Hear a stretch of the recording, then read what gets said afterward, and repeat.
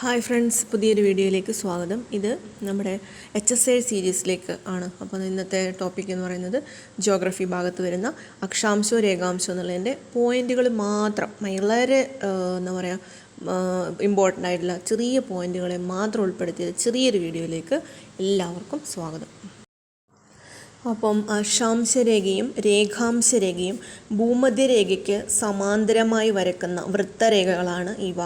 ദൂര നിർണയത്തിനുപയോഗിക്കുന്ന ഒരു സാങ്കല്പിക രേഖകൾ മാത്രമാണ് അക്ഷാംശരേഖകൾ എന്ന് പറയുന്നത്. അപ്പോൾ ആകെ അക്ഷാംശരേഖകൾ എന്ന് പറയുന്നത് എത്രയാണ്? 181. ആകെ അക്ഷാംശരേഖകൾ എന്ന് പറയുന്നത് 181. അപ്പോൾ ഏറ്റവും വലിയ അക്ഷാംശരേഖ ഏതാണ്? അത് 0 ഡിഗ്രി അക്ഷാംശരേഖ അല്ലെങ്കിൽ ഭൂമധ്യരേഖയാണ്. അപ്പോൾ ഭൂപടത്തിൽ കിഴക്കു പടിഞ്ഞാറ് ദിശയിൽ വരച്ചിരിക്കുന്ന രേഖകളെയാണ് അക്ഷാംശ രേഖകൾ എന്ന് പറയുന്നത്. ഭൂപടത്തിൽ ഏതാണ് ദിശ പറയുന്നത്? കിഴക്ക് പടിഞ്ഞാറാണ് വരച്ചിരിക്കുന്നതാണ് അക്ഷാംശ രേഖകൾ. അടുത്തടുത്ത രണ്ട് അക്ഷാംശങ്ങൾ തമ്മിലുള്ള ദൂരം എത്രയാണ്? 111 കിലോമീറ്റർ ആണ്.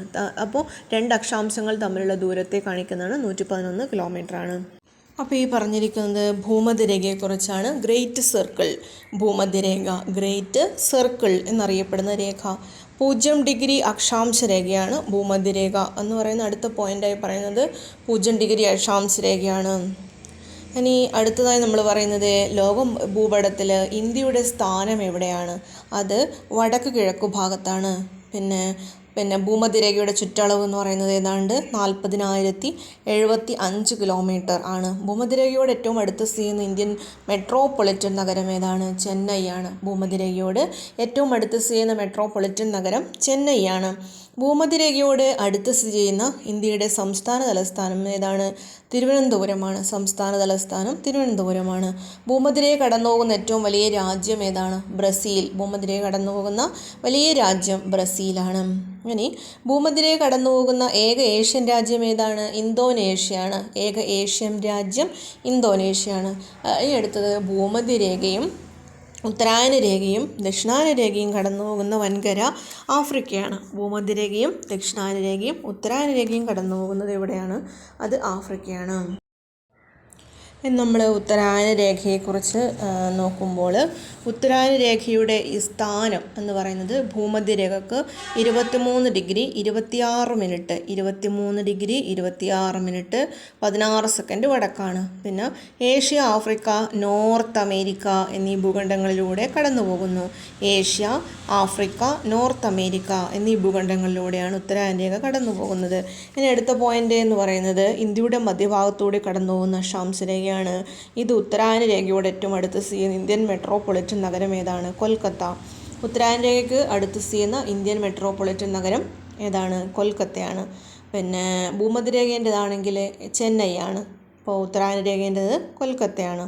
അടുത്ത ഉത്തരായന രേഖ കടന്നു പോകുന്ന ഇന്ത്യൻ സംസ്ഥാനങ്ങൾ മധ്യപ്രദേശ്, ത്രിപുര, മിസോറാം, ഗുജറാത്ത്, രാജസ്ഥാൻ, ജാർഖണ്ഡ്, ഛത്തീസ്ഗഡ്, ബംഗാൾ ഇവയൊക്കെയാണ്.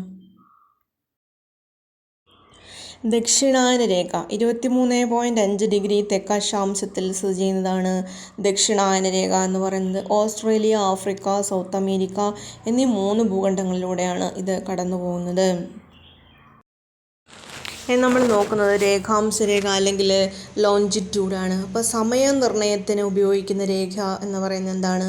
രേഖാംശരേഖയാണ്. സമയനിർണയത്തിന് ഉപയോഗിക്കുന്ന രേഖയാണ് രേഖാംശരേഖ. അപ്പോൾ ഭൂമിയെ 24 സമയ മേഖലകളായിട്ടാണ് തരംതിരിച്ചിരിക്കുന്നത്.